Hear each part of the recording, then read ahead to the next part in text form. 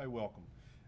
We want to get together and try to talk to you today a little bit about what we're doing right now on the County Commission side related to setting the 2023 millage rates. First, I want to introduce to my right Ms. Samantha Richardson, who is the Chief Financial Officer for Liberty County, and beside her is Mr. Joseph Mosley, who is Assistant County Administrator. It's our hope that through this process and through this live presentation, we're able to help you better understand the processes we go through, what's required for fixing a budget for the County Commission, and finally what's proposed to be able to support operations for that adopted budget that the county has suggested. I'll be the first to tell you this is a very complicated process and that governments vary in types of adoptions and procedures from the federal, state, local, and municipal levels.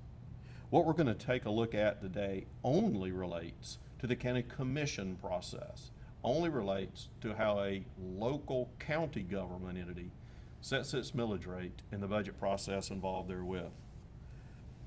So with that in mind, let's go ahead and get started, and we'll try to also narrate a little bit in between to help you understand this process a little better.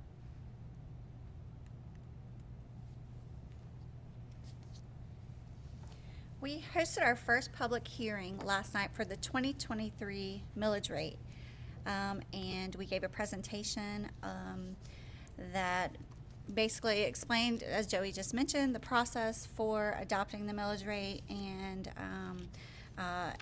how it supports the budget that our commissioners have adopted. A little bit about the county. The Liberty County covers an area of 542 square miles and has a population of estimated 65,000 people. The county, along with local other governments, have to generate enough revenue to fund things such as law enforcement and public safety. For the county, some of these public safety endeavors include our Sheriff's Department and jail, fire services, and EMS. Protecting our citizens is one of the top priorities for the county. Other services the county provides for its citizens include public parks, recreation programs, solid waste services, maintaining our streets and highways, planning and zoning, just to name a few. For the county, property tax is one of our largest sources of revenue. Property taxes include an annual tax to its citizens on real property, such as residential homes, commercial buildings, farming or agricultural land, as well as tangible personal property, such as vehicles. Each year, the assessor's office determines the current value of all the property located within the county, real and personal, and issues a consolidated digest. The Board of Commissioners then determine what the millage rate will be for each calendar year. By definition, a millage rate is the rate at which property taxes are levied on a property. The combination of the property's value and the approved millage rate determines the amount of property taxes that are billed by the Tax Commissioner's Office each year. This slide shows the details for the tax digest for the current year and the past 3 years. The 2023 digest value, net of exemptions, increased 25.6% countywide. The change in digest this year was $492 million. Additionally, I've broken down the city of Hinesville and the unincorporated and other areas of the county, and each of these respectively have also increased 25%. The next slide depicts a breakdown of the digest growth for the city of Hinesville, the unincorporated areas, and total countywide.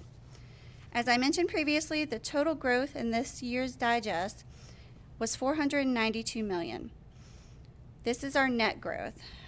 Our real growth made up almost 83% of the total growth, and reassessed was 17% this year. So, Samantha, when we talk about real growth and reassessed growth for our audience, what does that mean to them?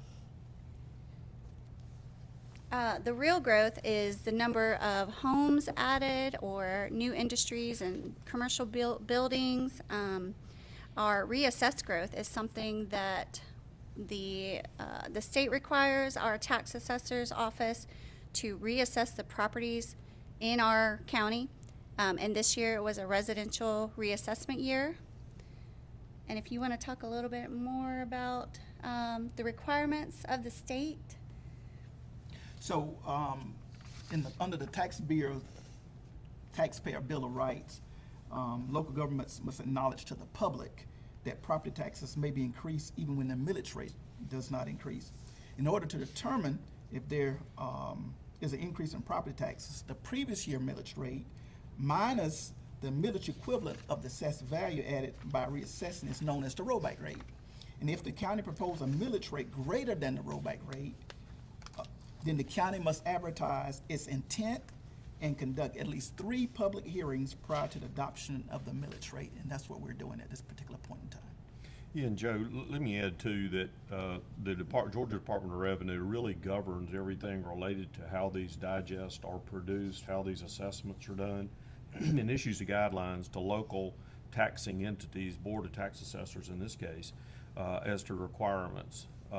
If you fail to follow those requirements, there are penalties that are assessed. In that process, what happens is the Board of Assessors and staff are charged with going out and taking a look at sales ratio data for the respective counties, in this case Liberty County. Tax assessors have to fall between a 38 and 42% ratio value to that average market rate, as has occurred in the previous year.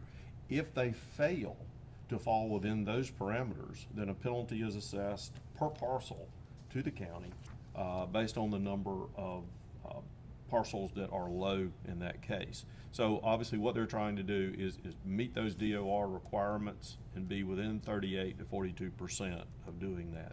The only other thing I think I would add is, as Samantha mentioned, the new homes and new industries, those are all real growth.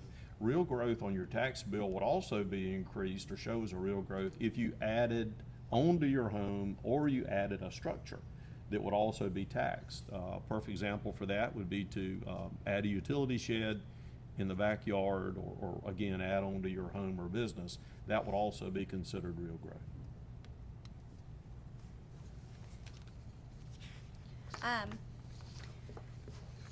Although the county experienced growth this year of almost 25%, the county exemptions grew by even more. Countywide exemptions increased from $381 million in 2022 to $557 million in 2023. The exemptions increased a total of 46% for this calendar year. This is really an unprecedented increase for the county. And this chart shows a breakdown of all the exemptions offered.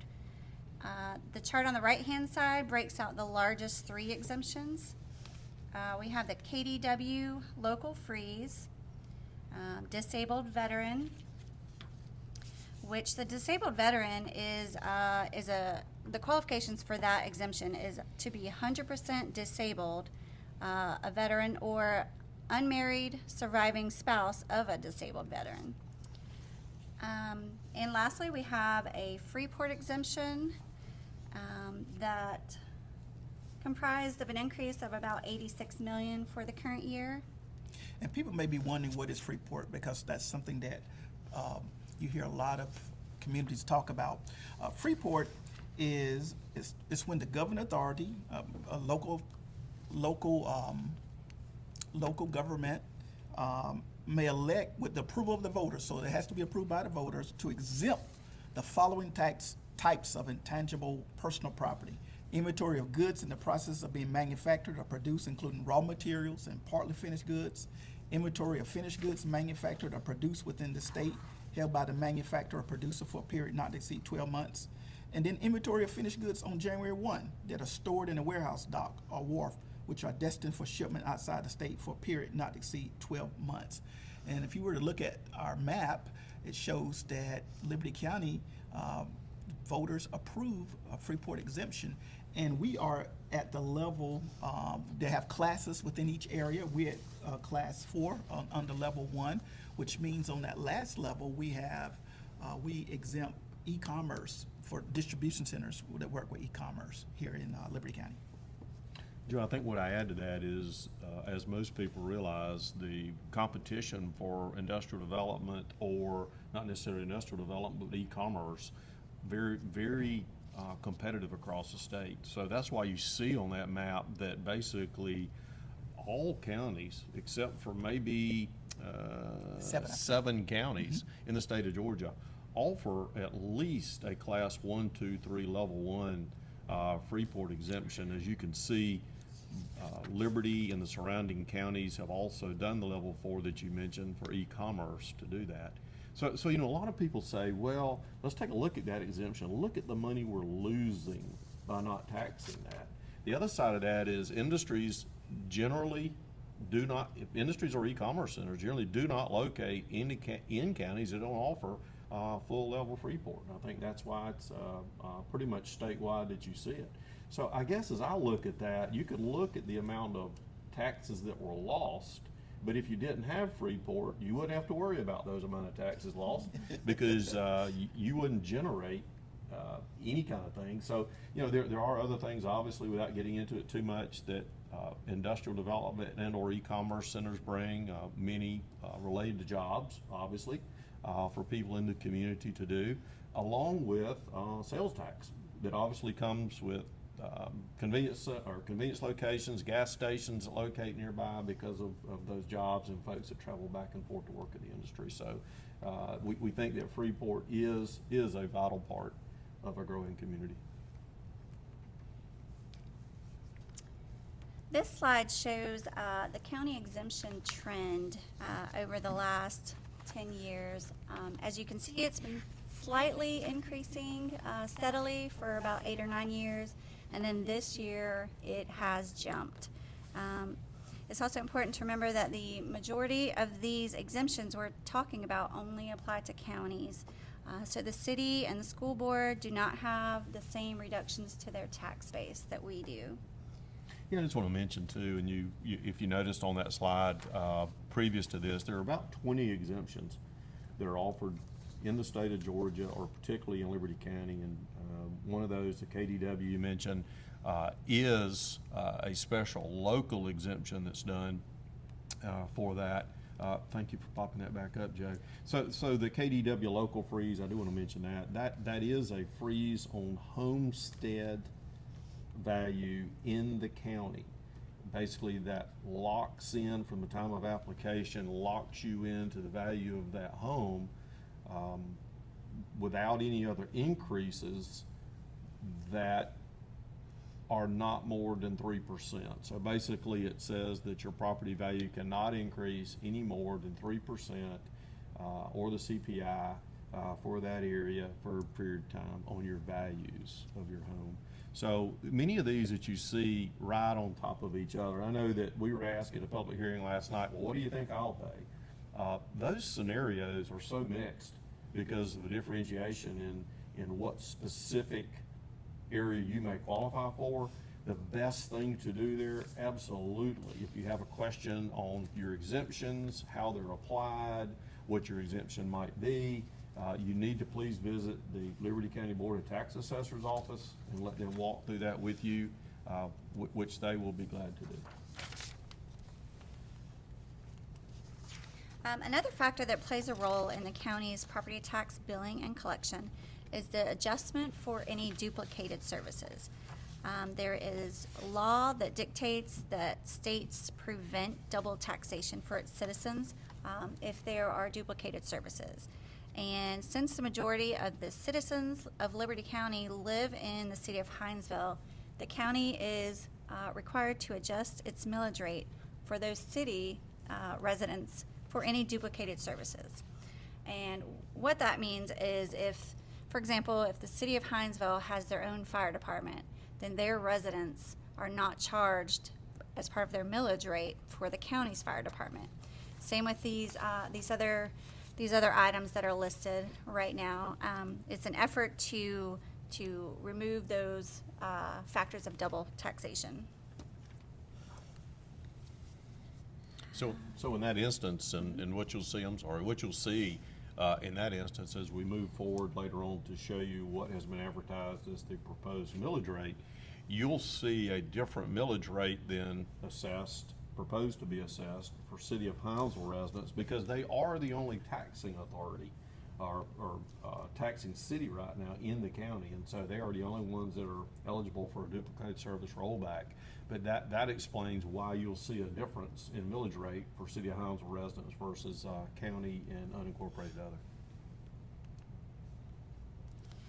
This slide shows the trend of the county's general fund budget over the last 5 years. As the county expands its services and service areas within the county, that this causes a budget increase. As this slide notes, our budget generally increased around the same amount that it had from the previous year, 16% to almost 16.98%. And you'll see on the next slide what caused those increases for FY24. However, there are also things that drive up the county's budget in addition to increasing services and personnel. One example of this for FY24 is we experienced a hike in our property insurance.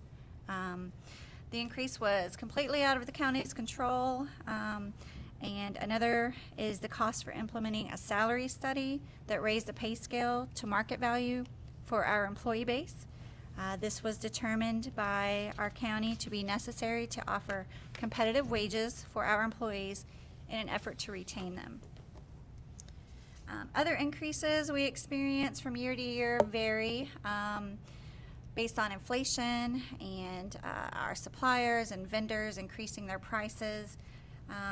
And in the case of FY24, we experienced this in our jail when our inmate medical health care service was increased by a contract that we have. And it's just something else that's out of our control, but we have to budget for it, and it's something that we need, definitely. I think it was mentioned on last night, for instance, in our property insurance increase, that the coastal counties in Georgia took a beating while prices went up, costs went up throughout the state. The coastal counties really took a beating, and so we went from paying $1 million to now an additional 1.8, so almost $3 million in our county property insurance increase. Well, that's true, Joe. And the other thing is that as a governmental entity, our policies are based on replacement cost. Some homeowner policies may be that way. Others may be a percentage of home value. The other thing we did see this year, along with what you mentioned, is a change in how they do that. So replacement cost has now got to be geared to specific buildings. And so what we had to do is go back and take a look at costs associated with rebuilding the structure. And as everybody knows, the cost of construction has skyrocketed over the last 2 or 3 years. So we saw those values that we had on buildings basically double. So it was kind of a double whammy. We were forced to go back and reevaluate those rebuilding costs, and as you mentioned, the cost of being a coastal county that not only in Georgia but also affected Mississippi, Alabama, Florida, and South Carolina, some of those areas that were prone to hurricanes. The other thing I did want to mention too is you do note that the budget increased, is proposed or did increase 16%, about the same as it did last year. And as a growing community, and we'll talk some more about these demand for services in a few minutes, but as a growing community, we're forced to try to keep up with the pace of what is needed to support the public good.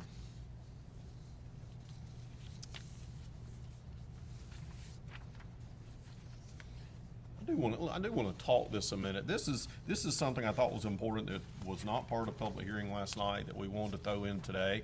And so we backed up in time a little bit and pulled a couple of slides here out of our FY24 budget, because I wanted you to be able to see just what percentage of the budget was related to specific areas. And unfortunately, for the public hearings that we have on the budget, we don't have a lot of attendance in that. We do publish these on the website for every year that we're proposing a new budget, but I want to pull this one out of the file and kind of show it. And it's not really that uncommon to other governments in the state of Georgia, counties specifically, but you get a chance here to see exactly what's been spent. Obviously, our two big areas of spending are operating the general government and public safety. Public safety is something that the board has really tried to focus on. We'll talk some more about that in a few minutes. Over the last couple of years. I mean, just some things we could not do without. Couple of those I want to mention specifically, and Samantha mentioned some of those in our breakdown of the increases. 2 years ago, we actually took over EMS operations that were being run by the hospital. As you know, those are not money-making ventures. Those are specific public service ventures. At the time we took EMS over a couple of years ago, we had a very long wait time for response, really unacceptable wait time for response. We were short on personnel. We were about half staffed. So working with the hospital asked us to take that over. We did. We stepped in. We absorbed it. In absorbing that, we automatically took on about $1 million loss. Loss probably not good in that sense of term, but it is the difference between what we get back on patient revenues from billing versus what it actually costs. So there's actually $1 million differential in that. So we took that over.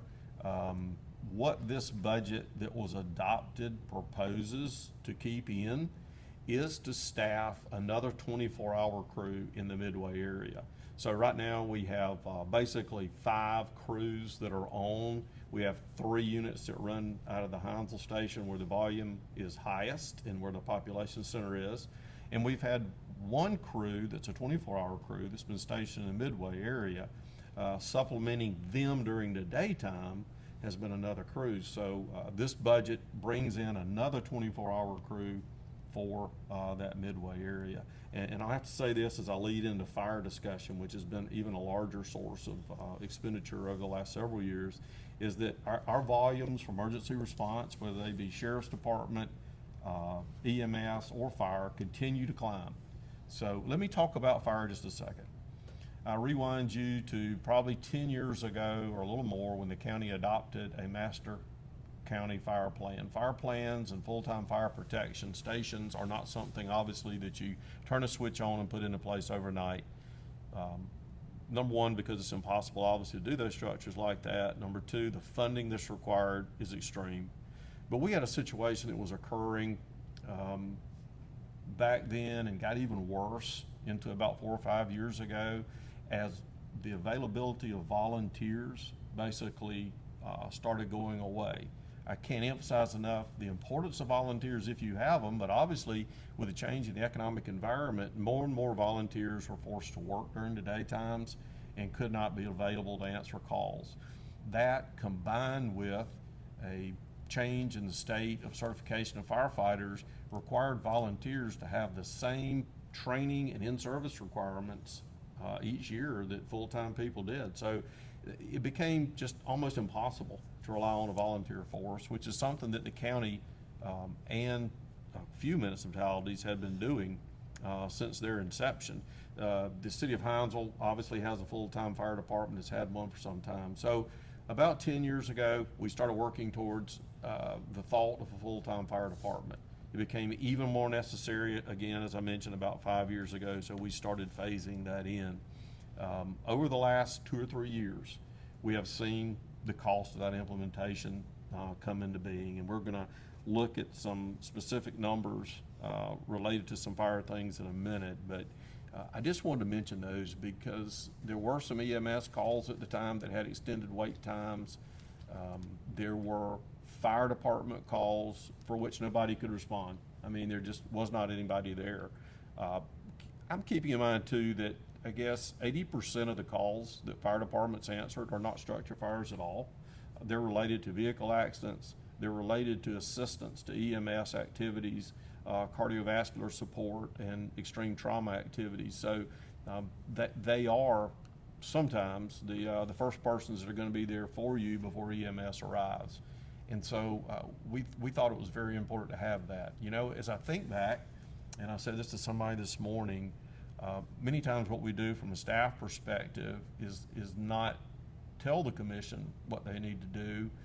We express concern, we analyze what's out there as the commissioners do.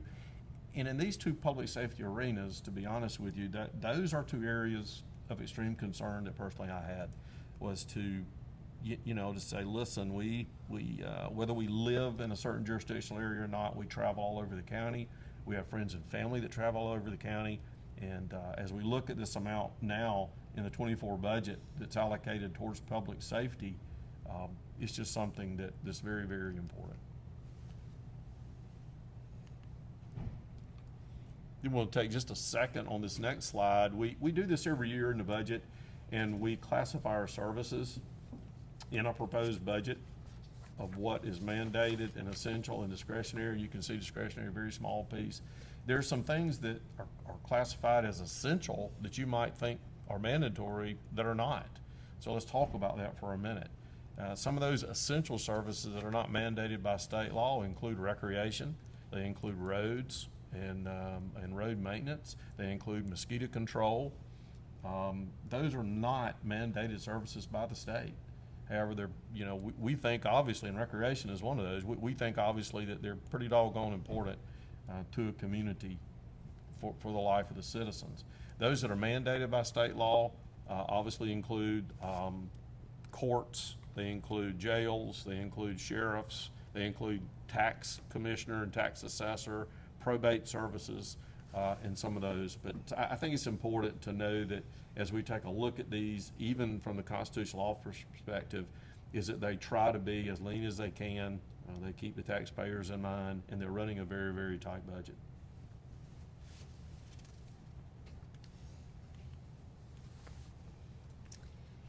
All of that brings us to our proposed millage rate for 2023. This year, the county has broken down its proposed millage rate into certain segments as a way to illustrate some of what Joe was just highlighting on, some of the services that we provide. There are many counties within Georgia that adopt millage rates in a similar manner. We feel this provides more information to the county residents to better understand our millage rate this year as a whole. This is the millage rate breakdown as we propose that is needed to support our FY24 budget that the commissioners have adopted. This is also what is currently posted on our website and what was advertised in the newspaper. There are a couple of assumptions we used in calculating this year's millage rate that I wanted to point out. This millage rate assumes a 98% collection of tax by the tax commissioner's office, which is in line with recent years. Also, this does include a budget reduction from our recently approved budget back in June as a $625,000 reduction for new fire personnel. Do you want to? I do. I will. Thank you, Samantha. So right now, the current staffing needed for fire is already about 15 folks short. We have 15 vacancies that are already funded that we simply can't find personnel for. I'll comment that real quick. We obviously have a recruit program that we run twice a year to get recruits through, and we're opening a lateral program to be able to take applications from folks already certified. But there is a very dire shortage of all emergency personnel, but especially in the fire realm, nationwide and in Southeast Georgia. So taking out the additional folks for the FY24 budget with already 15 vacancies, the commission just did not feel that it was appropriate to suggest that we try to add even more funding there when we just didn't feel like, at least through next June, that those personnel would be able to even be acquired through any of those processes. I do want to mention that in that budget process too, we had obviously other capital buildings and equipment that was requested by departments.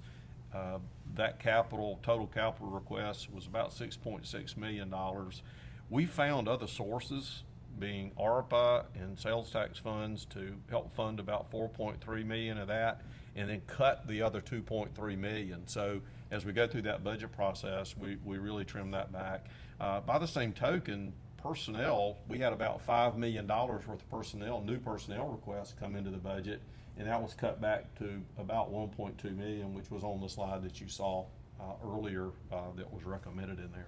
So folks, often ask, well, that's great, but we're talking about millage rates. But what is a mill? What really is a mill?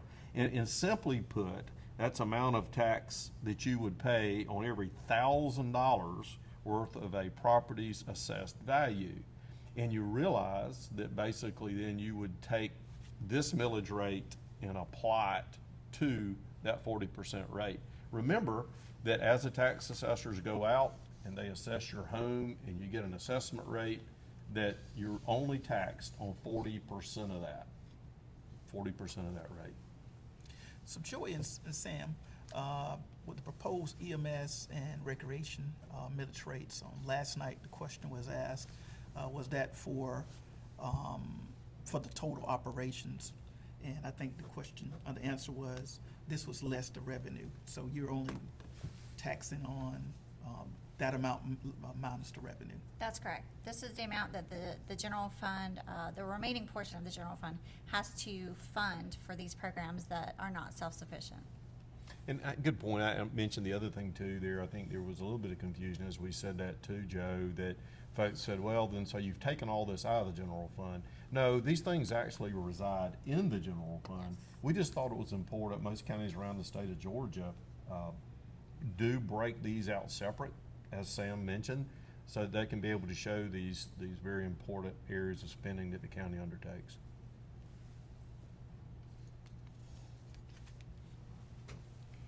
Using our proposed millage rate that we mentioned, this chart shows the calculated increase in the property tax for a residential home with $150,000 as well as a home with a value of $250,000.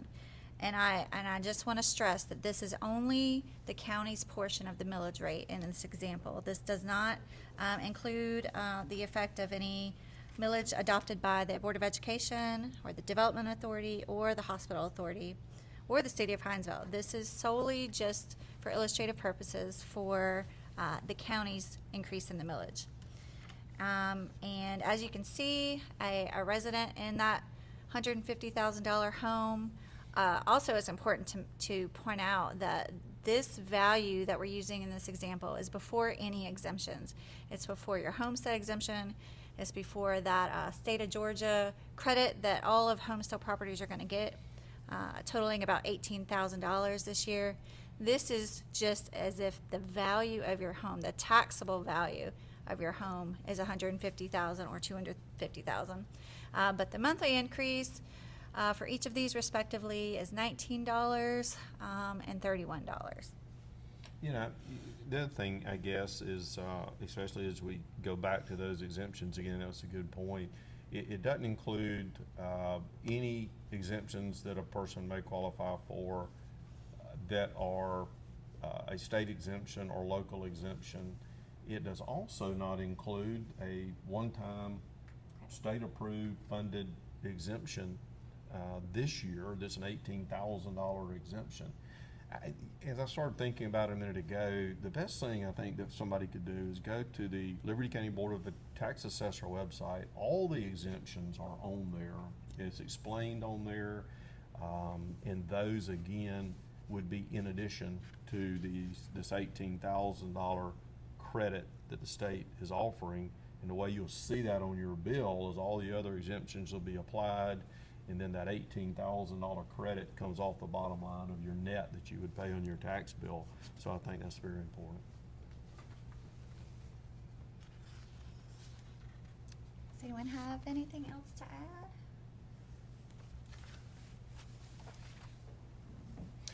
I just appreciate, I think, everybody taking the time to tune in, and as I said, it's a complicated process and not easy to understand. Governments at all levels somehow make that difficult, and we apologize on the local level for that. Going to go off text here just a minute, because there was one other thing brought up last night, and we've heard it before. It's, well, what am I really getting for my tax dollars? I live at a various point in the county. I don't have water, I don't have sewer. What do I get? So if you want a detailed look at what our budget breakout is, you can find that on our website at the Liberty County Board of Commissioners website under Finance. You can see what this budget goes for. It's better probably to take a look at that budget by line item to be able to see exactly what your funds are used for. To specifically address the water issue, and again, a little bit off text here, is that Liberty County and all the suppliers of water in Liberty County are basically in what's known as a yellow zone as depicted by Georgia Department of Revenue. And what that simply means is our withdrawal capacity, the ability to put in more water wells is limited by the Department of Human Resources. We don't know when that'll change or if that'll change. In fact, communities are being asked to use less water, which is good in a conservation sense, but obviously what it limits is government, or in this case, the development authority, who may want to expand to residents on the east end, from being able to offer any expansion possibilities. What communities are now looking for or looking at is called green zone wells, and those are some communities that are not under water restrictions, which are some of our neighbors, ironically, McIntosh and Long. And I know that the city of Hinesville as well as Riceboro are already taking advantage of that. So I think that, the challenge in getting that service delivery area or that service delivered to an area is overcoming some of those DNR restrictions, and I did want to mention that. So we're here. We've had one hearing. As required by law, there have to be 3 public hearings. The other 2 are scheduled for next week, one at 12 o'clock and one at 5 o'clock, both on the 16th of November here in the County Commission chambers. Again, please, I think it's important to remember that the county process for establishing its millage rate and what it has to fund much different than cities. And keep in mind, what we're looking at does not cover any kind of budget or millage respective to any other of the jurisdictions that have taxing authority or currently exercise taxing authority, which include the Liberty County Development Authority, the Liberty County Regional Hospital, or the Board of Education. I know we often get questions related to those operations and those millage rates, and those are basically taxing jurisdictions of their own. We do, when we adopt the blanket as required by Department of Revenue, we bring those forward to put in our blanket certificate, but they do suggest and operate their own budgets. So, anything that we might have missed? Trying to think. No. If you have any comments, any questions when you see this, again, this is going to be posted on Facebook. We chose not to do this live so that we could just run it out there continuously. We'll monitor our website, and so if you've got any questions or anything that we can pose, again, please just make sure they're relative to the subject. I know sometimes people get frustrated about a lot of things, as we all do, I think. And so we'll be glad to answer any questions that pertain to the county operations or the county millage rate as it's proposed. So again, thanks for joining us here on Facebook. We hope to be able to do some more of these, to be able to get some more information out to you. I think for us, knowledge for you is key. We need you to understand how the government operates. We need you to understand the challenges that our growing communities facing. We need you to understand some of the limited revenue sources that this county in particular has. So with that, thanks again for joining us, and God bless.